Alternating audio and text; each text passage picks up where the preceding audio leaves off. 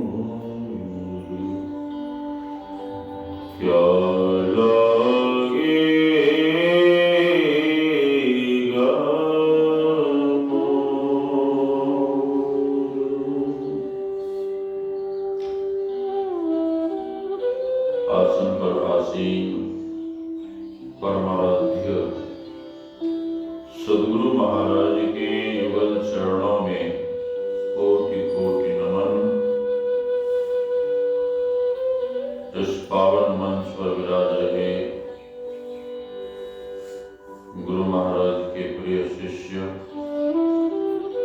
आदरणीय आदरणीय स्वामी श्री अंबिका बाबा, आदरणीय स्वामी श्री नंद किशोर बाबा, बाबा क्या नाम है, आदरणीय श्री मंटू बाबा, इस पावन ज्ञान यज्ञ में पधारे हुए पूज्य गुरुजन, सत्संग प्रेमी महानुभावों, माताओं एवं भक्तिमती बहनों, आप सबों के भीतर विराज रहे परमात्मा स्वरूप आत्मा को हम वंदन करते हैं।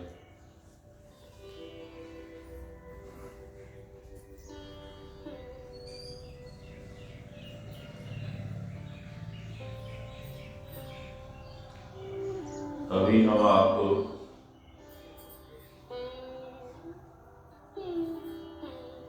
गुरु महाराज की वाणी श्रवण कर रहे थे। गुरु हरि चरण में प्रीति हो, युग काल क्या करे। गुरु और हरि के चरणों में जिनकी प्रीति होती है, जिनका प्रेम होता है,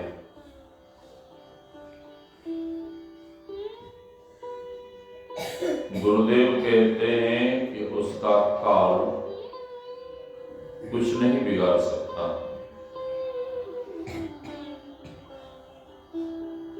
लेकिन गुरु पूरे और सच्चे होने चाहिए। जैसे तैसे गुरु के चरणों में यदि हम आप अपने को समर्पित कर देंगे तो कोई लाभ होने वाला नहीं है। स्वामी सुखदेवानंद जी महाराज हुए कुशमोल, उधर अररिया डिस्ट्रिक्ट में, वो कहा करते थे, गुरुआ मन मन गाजत है, चेलवा से कछु लेव, चेलवा मन मन सोचत है, गुरु को कछु न दे। और वो ये भी कहा करते थे, आंधर गुरु बहर चेला, दोनों नरक में ठेलम ठेला। जैसे तैसे गुरु का चरण शरण ग्रहण करने से कुछ मिलने वाला नहीं है। आजकल धड़ल्ले से लोग प्रचार कर रहे हैं, जो मन है सो खाओ, जो मन है सो करो, जो मन है सो पियो, एक बार भगवान का नाम ले लो, बेड़ा पार हो जाएगा। आज तक नहीं हुआ है। मन ग्रंथ भक्ति करने से आज तक इन्हीं का कल्याण नहीं हुआ। मन ग्रंथ भक्ति रावण ने की, मन ग्रंथ भक्ति हिरण्यकशिपु हिरण्याक्ष ने की। बहुत लोगों ने मन ग्रंथ भक्ति की, लेकिन आज तक किन्हीं का कल्याण नहीं हुआ।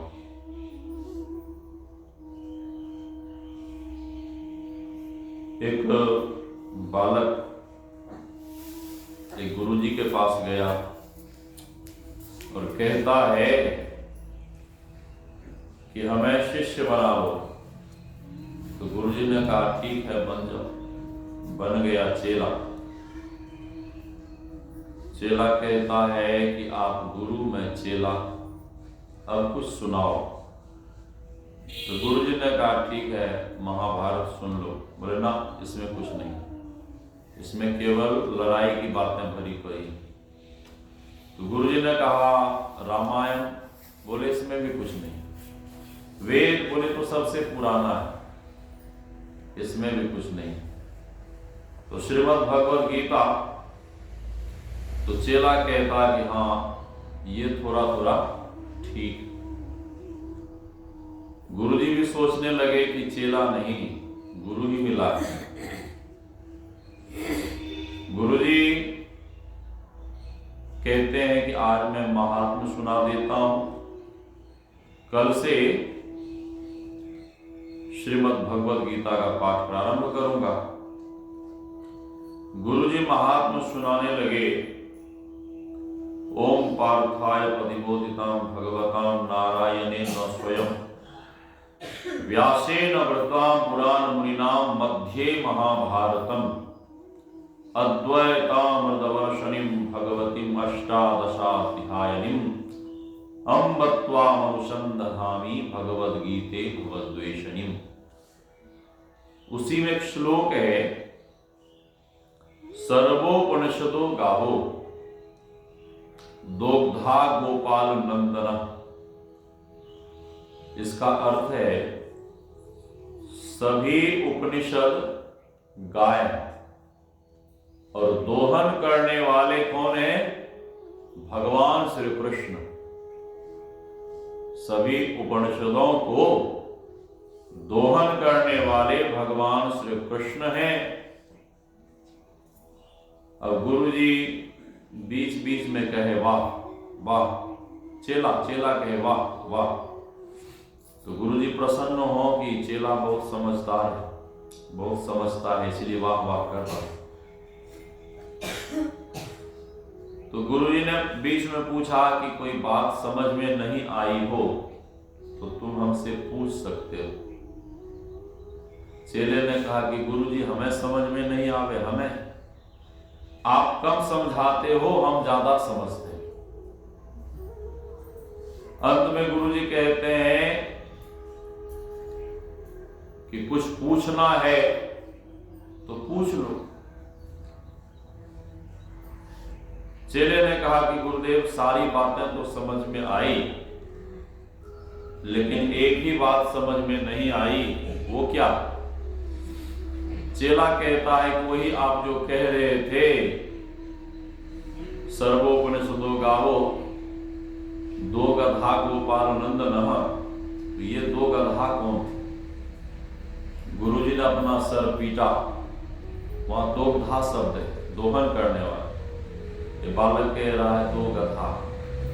तो गुरुजी अपना सर पीटते हुए कहते हैं ये दो गधा और कोई नहीं थे। चेले ने पूछा गुरुजी कौन थे? तो गुरुजी कहते हैं कि पहले गधा तुम और दूसरे गधा हम तुम्हें समझा नहीं पाए और तुम समझ नहीं पाए। गुरुजी कहते हैं देखो बहुत तेज धूप है। पहले गुरुजी कहते हैं हमें स्नान करना है, थोड़ा जल ले आओ। चेला कहता है गुरुजी ठंडा लाऊं कि गर्म लाऊं? गुरुजी ने कहा कि कोई भी लाओ, हमें स्नान करना है। चेला बैठा रहा, चेला गया नहीं। गुरुजी फिर कहता है तुम गए नहीं, जल के लिए गए नहीं। चेला फिर पूछता है कि गुरुजी कुआं से लाऊं कि नलके से लाऊं? तो गुरुजी ने कहा कि तुम्हें जहां से लाना है लाओ, मैं स्नान करना। चेला बैठा रहा, चेला गया नहीं। फिर गुरुजी कहते अभी तब तुम गए नहीं। चेला कहता है कि गुरुजी कमंडल में लाऊं कि बाल्टी में लाऊं? गुरुजी ने देख लिया कि जाने वाला नहीं है, बदकट चेला है। तो गुरुजी अपने से गए और जल भरकर स्नान किए। तेज धूप थी। गुरुजी कहते हैं कि बहुत तेज धूप है, गाय धूप में बंधी हुई है, जाओ कम से कम गाय को बंधन से मुक्त करो। तो बदकट चेला कहता है कि गुरुजी हम अधम जीव भला किसी जीव को बंधन से कैसे मुक्त कर सकते हैं? बंधन से तो मुक्त करना आप जैसे गुरुओं का काम है। चेला नहीं गया, गुरुजी अपने से गए, गाय को बंधन से मुक्त किए। रात्रि में संध्या के समय गुरुजी कहते हैं देखो कहीं बाहर बारिश तो नहीं हो रही है, मेरे कपड़े बाहर हो। चेला कहता है कि गुरुजी बाहर जाने का कौन कष्ट करे, ये बिल्ली अभी अभी बाहर से आई है, ये बिल्ली अभी अभी बाहर से आई है, इसके शरीर पे हाथ फेरो, यदि आपका हाथ भीग जाए तो समझ लो बाहर बारिश हो रही है, आपका हाथ नहीं भीगे तो समझो बाहर बारिश नहीं हो रही। रात्रि में गुरुजी विश्राम कर रहे थे तो गुरुजी कहते हैं कि वत्स, दीप के जलने से हमें ठीक से नींद नहीं आती, ऐसा करो दीप को बुझा दो। तो चेला कहता है गुरुजी अब हम रजाई के नीचे घुस गए, अब रजाई से बाहर कौन निकले, अब तो वो वाली चौपाई याद कर लो, कौन, मूंदऊ नयन कतऊ कछु नाही, आंख बंद कर सो जाओ, दीप को बुझाने की क्या जरूरत है, दीप को बुझाने की क्या जरूरत है।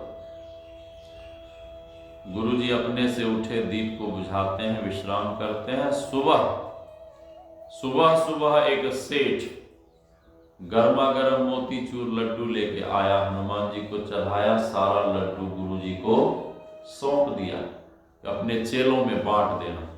ठीक, गुरुजी जब लड्डू बांटने के लिए आगे बढ़े तो सबसे पहले वही बदकट चेला सामने आया। और उसे संकोच हो कि गुरुजी की हमने बहुत सारी बातें काट दी हैं, पता नहीं गुरुजी हमें प्रसाद देंगे नहीं देंगे। तो गुरुजी भी उसी बालक से पहले पूछते हैं कि वत्स, ये हनुमान जी का चढ़ाया हुआ प्रसाद है, लड्डू खाओगे?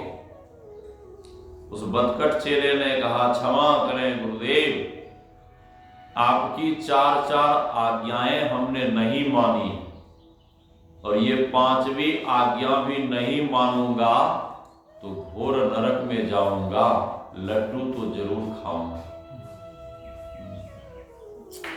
दूसरे दिन निमंत्रण था उधर नवगछिया की तरफ। अब गुरुजी थोड़े स्पीड में चलते थे, चेला मस्त भरी चाल में चलता था। गुरुजी पहुंच गए, हाथ मुंह धोकर, हाथ मुंह पोंछने के लिए गमछी खोजने लगे। जैसे ही कंधे पर हाथ देते हैं तो देखते हैं गमछी गायब। चेले से पूछते हैं कि गुरुजी वत्स, मेरी गमछी क्या हुई? तो चेला कहता है कि गुरुजी आपकी गमछी तो उधर राघोपुर के खेत में ही गिर गई थी, तुमने उठाया नहीं। चेला कहता क्षमा करें गुरुदेव, आपका आदेश होता तब तो हम गमछी उठाते। गुरुजी ने बहुत भला बुरा कहा। जब आश्रम आए तो चेला पूछता है कि गुरुजी आप सब लोगों के सामने हमें डांटते हैं, ठीक नहीं है, यही हमें समझाकर कह दीजिए क्या उठाना है क्या नहीं उठाना है।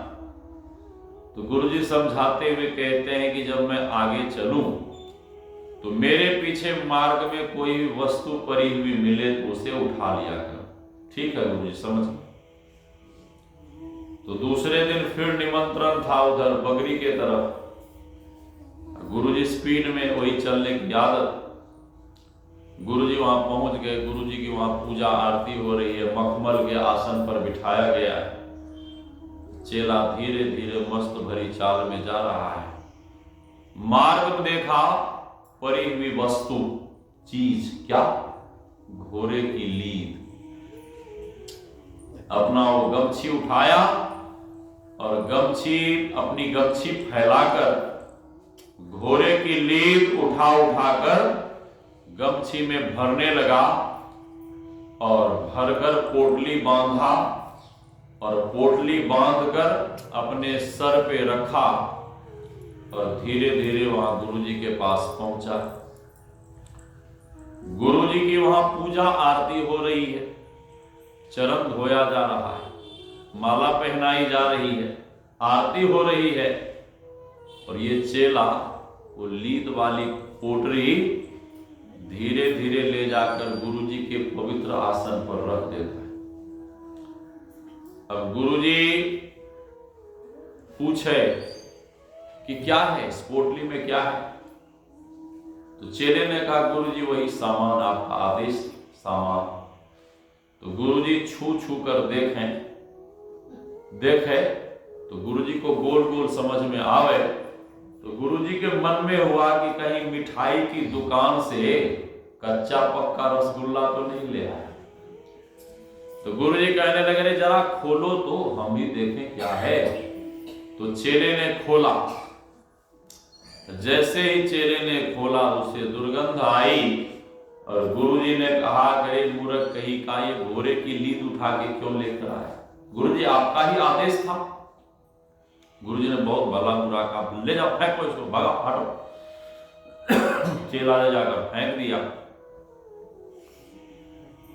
दूसरे दिन चेला गुरुजी से कहता है गुरुजी आप ऐसा करिए कि एक लिस्ट बना दीजिए, क्या उठाना है क्या नहीं उठाना है, लिस्ट बना दीजिए।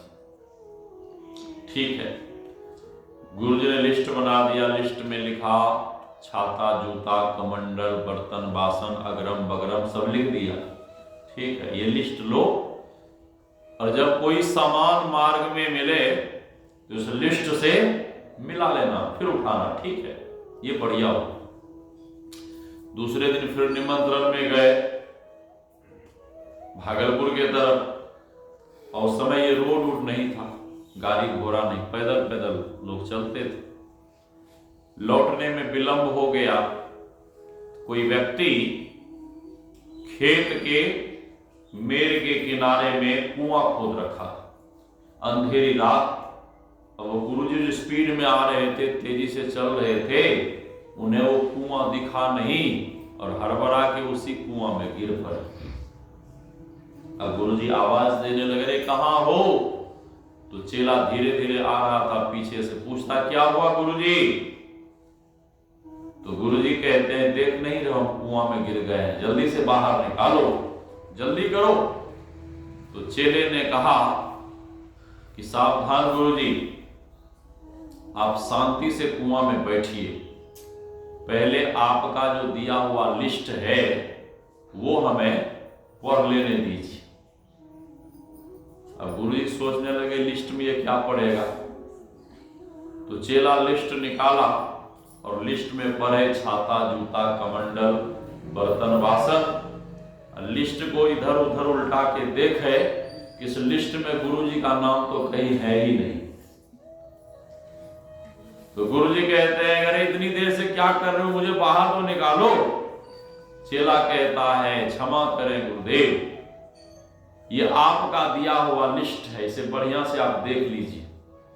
इस लिस्ट में जब आपका नाम है ही नहीं तो आपको हम कुआं से बाहर क्यों निकालें?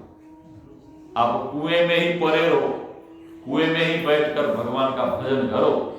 तो गुरुजी ने देखा कि ये निकालने वाला नहीं है, तो हल्ला गुल्ला गुरुजी शुरू किए। तो पास पड़ोस के गांव वाले दौड़ कर गए, तो गुरुजी को बाहर निकाले। सहजोबाई कहती है सहजो गुरु बहुतक फिरे, ज्ञान ध्यान सुधि नाहि, तारि सके नहीं एक को, गहे बहुत की मां। तो जैसे तैसे गुरु के हाथों में अपने जीवन की बागडोर सौंपने से कल्याण होने वाला नहीं है। इसलिए पूरे और सच्चे संत सद्गुरु का चरण शरण ग्रहण करना चाहिए। संत गरीबदास जी महाराज कहते हैं समर्थ का शरणा लिया ताहि न चंपे काल। जो समर्थ संत सद्गुरु का चरण शरण ग्रहण करते हैं उसका काल कुछ नहीं बिगाड़ सकता है, कुछ नहीं बिगाड़ सकता।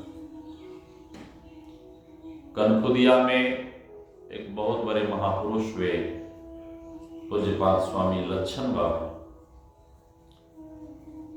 अचानक उनका स्वास्थ्य बिगड़ा और उन्हें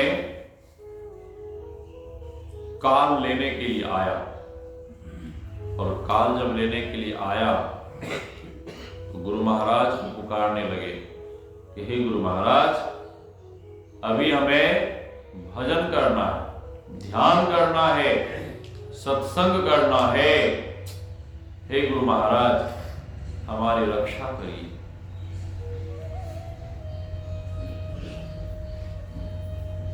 इतने में ही काल उनका प्राण हरण कर लेकर जाने लगा और वे आर्त पुकार कर रहे थे। आर्त पुकार करते हुए ही काल प्राण को लेकर, उनकी आत्मा को लेकर जाने लगा। उसी समय साक्षात गुरुदेव प्रकट हुए और काल से कहते हैं कि आप इन्हें कहां लेकर जा रहे हैं? आप इनके जीव को, प्राण को लौटा दीजिए। और गुरु महाराज जैसे ही कहते हैं कि इनके प्राण को लौटा दीजिए, इनको भजन करना है, तो गुरु महाराज की बात सुनकर काल तुरंत उनके प्राण को लौटाकर फिर उनके शरीर में स्थापित कर दिया। श्री सद्गुरु महाराज की जय। झाली घाट है पूर्णिया जिले में, जानकी नगर के पास झाली घाट। हम लोग उधर प्रोग्राम में गए थे। एक वृद्ध बाबा बहुत बढ़िया भजन गाते थे, बहुत भाव से। हम लोगों ने कहा कि बाबा बहुत बढ़िया भजन गाते हैं। तो वो कहने लगे हम भजन क्या गाएंगे, हम तो बहुत पहले मर गए थे। तो जिंदा कैसे हुए? तो उन्होंने कहा कि मैं कई महीनों से सख्त बीमार था, खाट पे पड़ा हुआ था। खाट पे लेटे लेटे ही भोजन करना, जलपान करना, सारा काम लेटे लेटे। और लेटे लेटे ही मैं जप करता, ध्यान करता, स्तुति प्रार्थना करता, सब कुछ लेटे लेटे करता। एक दिन अर्धरात्रि के समय, आधी रात को, साक्षात यमराज लेने नहीं आते जल्दी किसी को, यमदूत आते हैं। लेकिन उनको लेने के लिए साक्षात यमराज आए और उनकी ओर बढ़ने लगे।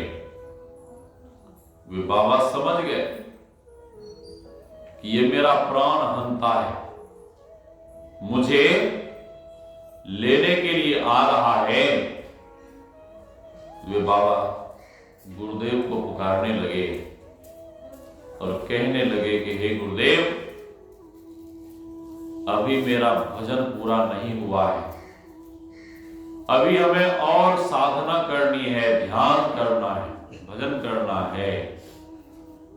और ये हमें लेने के लिए आ गए हैं। और गुरु महाराज की वाणी गाते हुए वे रोने लगे। गुरु दाता दयाल, वह काटे यमजाल, पल में कर दे निहाल, भजो साध गुरु, साध गुरु, साध गुरु। इस वाणी को गाते हुए भावुक होकर वे बाबा रोने लगे। और जब बहुत आर्त पुकार करने लगे, हे गुरु महाराज हमारी रक्षा करिए, हे गुरु महाराज हमें बचा लीजिए, जब बहुत आर्त पुकार करने लगे तो उनकी आर्त पुकार को सुन उसी समय तुरंत साक्षात गुरु महाराज उनके सामने प्रकट हो गए और गुरु महाराज खड़े हैं। ये बाबा लेटे लेटे गुरु महाराज को नमन करते हैं और गुरु महाराज यमराज से कहते हैं कि आप कहां आए? जिनको आप लेने आए हैं उनका भजन अभी पूरा नहीं हुआ है, उनको अभी भजन करना है। और गुरु महाराज अपनी छड़ी उठाते हुए यमराज को दिखाते हुए कहते हैं कि आप अभी यहां से चले जाइए, लौट जाइए। और गुरु महाराज जैसे ही बोले कि आप यहां से लौट जाइए, यमराज तुरंत वहां से चला गया। श्री सद्गुरु महाराज की जय। अब वे वृद्ध बाबा आवाज देने लगे, अपने बालकों को आवाज देने लगे। जब आवाज देने लगे तो उनके बेटे लोग दौड़ कर गए और बेटे लोग कहते हैं कि पिताजी क्या हुआ, क्या हुआ?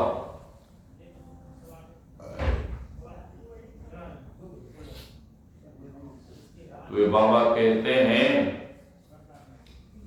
फिर वो ब्रह्मचारी हल्ला गुल्ला शुरू कर दिया, जाइए ना, बोलिए ना, समझ नहीं है, कल भी वही खेल कर रहा था, आज भी वही खाओ, तो समझाइए वो लोग को। 10 मिनट बोलिए शांति से रहने के। श्री सद्गुरु महाराज की जय।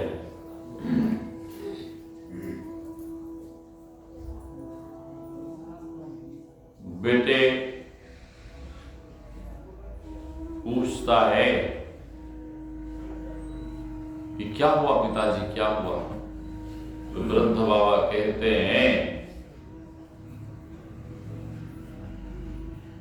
कि हमें मंदिर जाना है।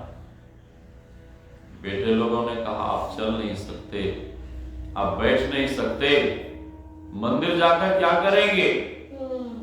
वृद्ध बाबा कहते हैं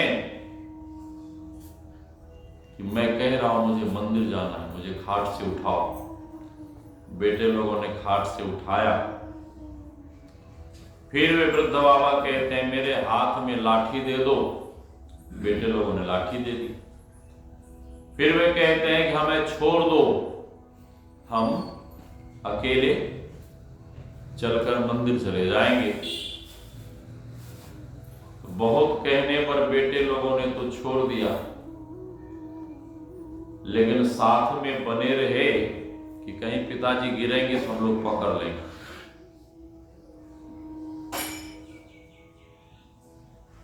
जो बाबा कई महीनों से खाट पर पड़े हुए थे और वे कहते हैं कि हमें छोड़ दो, हम अकेले मंदिर चले जाएंगे। श्रीमद् भागवत महापुराण में महर्षि व्यास ने लिखने की कृपा की है, मूकम करोति वाचालम पंगुम लंघयते गिरिम यत् कृपा तमहं वंदे परमानंद माधवम। द्वार दया का जब तुम खोले, पंचम सुर में गूंगा बोले, अंधा देखे लंगड़ा चलकर पहुंचे काशी रे। यदि वे परमात्मा संत सद्गुरु दया का द्वार खोल दे तो अंधा देख सकता है, लंगड़ा चल सकता है, बहरा सुन सकता है। आज उस बाबा के ऊपर गुरु महाराज की कृपा हुई है, जो कई महीनों से खाट पर पड़े हुए थे। वो कहते हैं कि हमें छोड़ दो, हम अकेले मंदिर चले जाएंगे।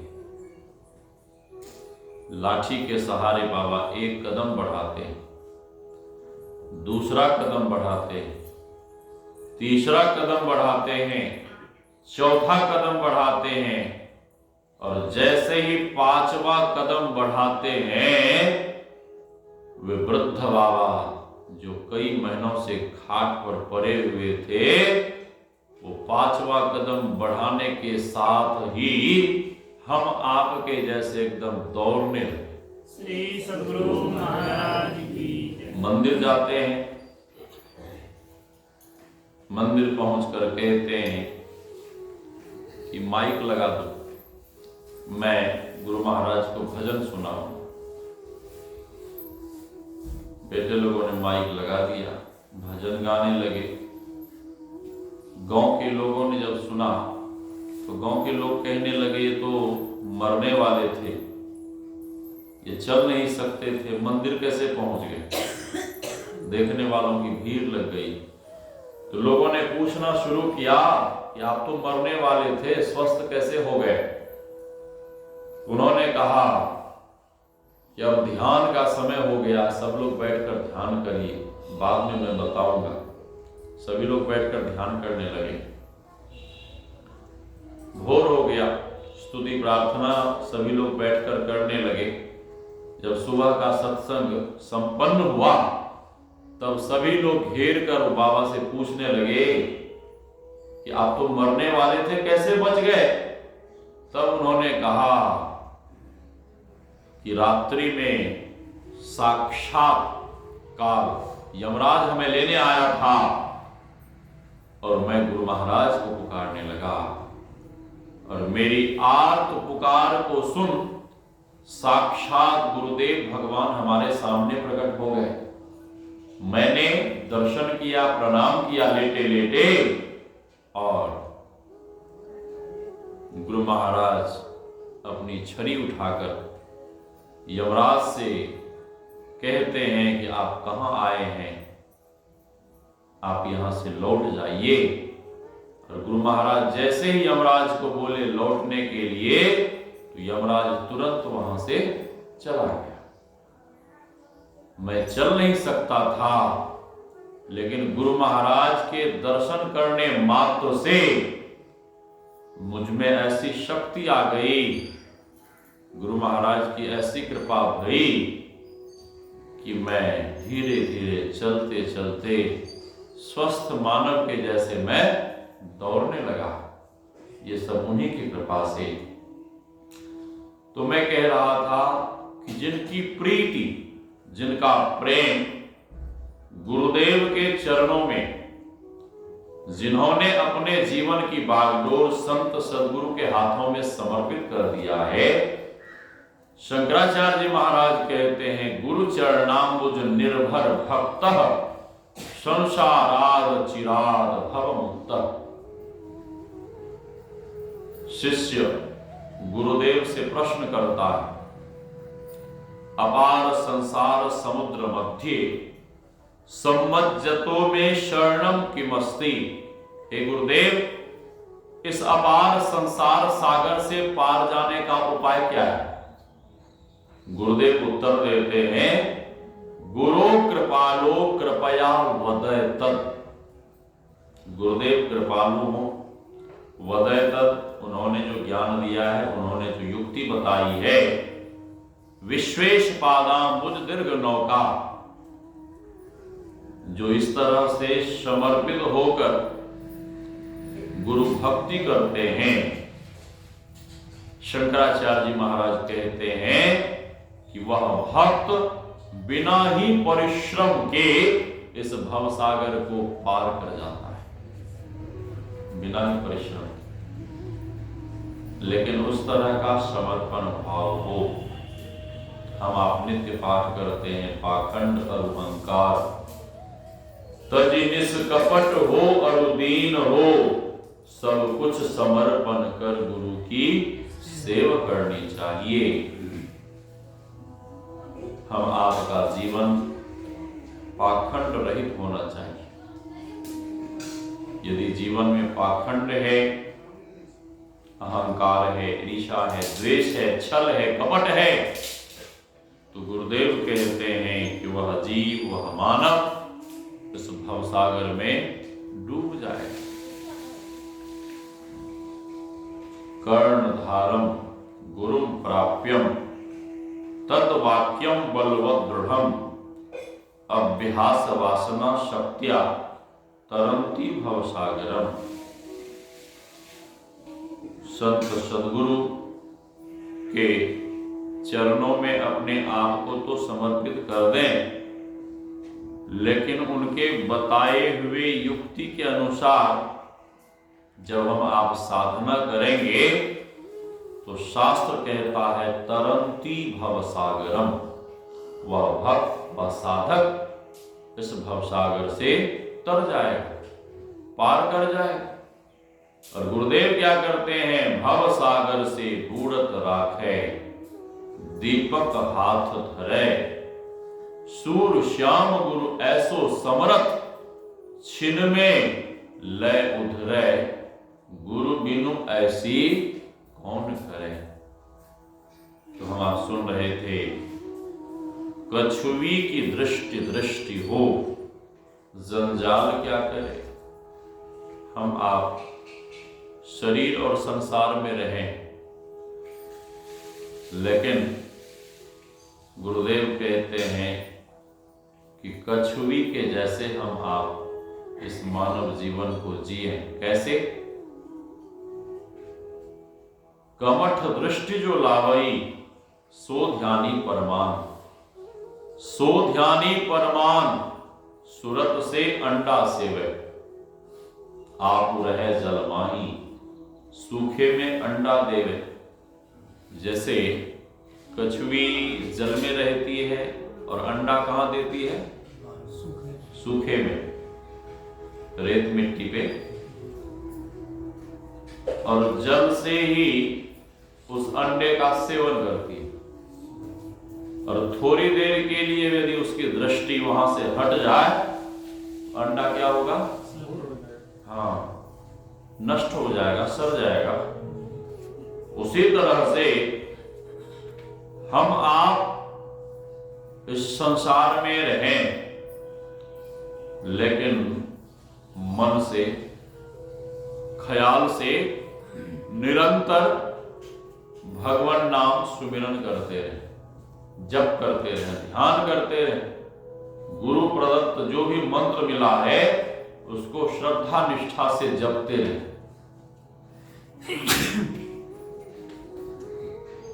और यदि हम आप संसार में रहते हुए जप नहीं करेंगे, अपने आप को संसार से हटाकर नहीं रखेंगे, अपने मन को, अपने सूरत को, तो क्या होगा? इसका फल यह मिलेगा कि मानव इस भवसागर में डूब जाए। गुरुदेव कहते हैं, कछुवी की दृष्टि दृष्टि हो जंजाल क्या करे। फिर जंजाल क्या करेगा? जहां संत कबीर साहब कहते हैं, अवधू भूले को घर लावे, सोजन हमको भावे, घर में जोग भोग घर ही में, घर तजी वन नहीं जावे, घर में जुक्ति मुक्ति घर ही में। घर छोड़ दिए, घर में हुआ खटपट, चलो गुरुजी के मठ पर, और गुरु ने काटी चोटी, मांग खा बेटा रोटी।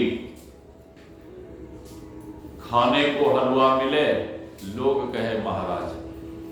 ठीक है, मान वराई जब से आई तब से किस्मत फूटी, स्वामी स्वामी होवन लागे, लगन राम से छूटी। तो बहुत लोग घर बार छोड़ते हैं कि हमें बहुत मान प्रतिष्ठा सम्मान मिलेगा। तो मान प्रतिष्ठा तो मिल जाएंगे, लेकिन परमात्मा नहीं मिलेंगे। परमात्मा को पाने के लिए मान प्रतिष्ठा जो भी कुछ है उसका त्याग। मत तो बहुतक भांति का ताहि न जाने कोई, तन मत, मन मत, जाति मत, माया मत सब लोय, और विद्या मत और गुण मत, राज मत, उन्मत, इतने मद को रद्द करे, तब पावे अनहद। इतने तरह का नशा मानव के भीतर होता है। कंचन तजना सहज है, धन का त्याग करना सहज है। सहज क्रिया का नेह, पत्नी के स्नेह को भी त्यागना सहज है। लेकिन मान बड़ाई ऋषा दुर्लभ तजनाई। ये मान और बड़ाई, ईर्ष्या द्वेष, इसको तजना बड़ा कठिन है। मैं कई जगह जाता हूं तो लोगों को स्पृहा, ईर्ष्या, द्वेष लोगों को होता है। मैं देखता हूं, जब देखता हूं तो बड़ा दुख होता है कि देखिए ये भक्त का बाना पहनकर ईर्ष्या द्वेष करता है। तो ईर्ष्या द्वेष नहीं करना चाहिए साधक को, भक्त को। इन सब चीज अलग होकर, ऊपर उठकर ध्यान भजन करना चाहिए। गुरुदेव आगे कहते हैं वैराग युक्त अभ्यास हो। अभ्यास कैसा होना चाहिए? यदि वैराग नहीं है तब क्या होगा? वैराग यदि जीवन में नहीं है तब आपसे साधना नहीं होगी, आप भक्ति के मार्ग में आगे नहीं बढ़ पाएंगे। साधना के पथ पर आगे बढ़ने के लिए वैराग्य परमावश्यक। जैसे कि आप भोजन बनाते हैं, चावल दाल कुछ भी, आपने दाल चढ़ा दिया, लकड़ी लगा दी, आग बाल दी आपने, और वहां से कहीं इधर उधर चले गए, आग बुझ गई। हाँ, आग बुझ गई, बोलिए ना। और फिर से आप आए, फिर उसमें लकड़ी लगा दी, लकड़ी को आपने जला दिया, फिर इधर उधर चले गए, फिर आग बुझ गई, फिर आए, फिर लकड़ी को जलाए। इस तरह से आप दिन भर लकड़ी जलाते रहिए, आग बालते रहिए, क्या भोजन बनेगा? दाल पकेगी? नहीं, कभी नहीं। उसी तरह से कुड़कुड़े, और ये मरकटे वैराग्य से काम चलने वाला नहीं। बाबा जी का प्रवचन सुने, भीतर में बहुत वैराग्य हो गया, फिर घर गए, वैराग ठंडा पड़ गया। इसको बोलते हैं मरकटा वैराग्य। मरकटा बंदर वाला वैराग्य, ठीक है? ये बंदर वाले वैराग्य से काम नहीं चलेगा। कैसा वैराग्य? प्रबल वैराग्य, तीव्र वैराग्य। गुरुदेव कहते हैं वैराग युक्त अभ्यास हो। वैराग का मतलब ये नहीं कि आप वैरागी बन जाइए, आप घर बार छोड़ दीजिए, नहीं। तुकाराम जी की पत्नी बहुत कर्कशा थी। वे सत्संग कर रहे थे, पत्नी उधर से आई, पत्नी कहती है कि अरे निठल्लो, अरे निकम्मो, तुम लोगों को कोई काम नहीं मिलता है? ये दो चार आदमी इकट्ठे होकर बैठ जाते हो और फालतू बातें करते रहते हो, और सत्संग को फालतू बात कह रही। वो घड़ा लेकर जा रही थी जल भरने के लिए, तो तुकाराम की पत्नी कहती, अरे निकम्मो निठल्लो, जल्दी यहां से भागो, नहीं तो तेरा खैर नहीं।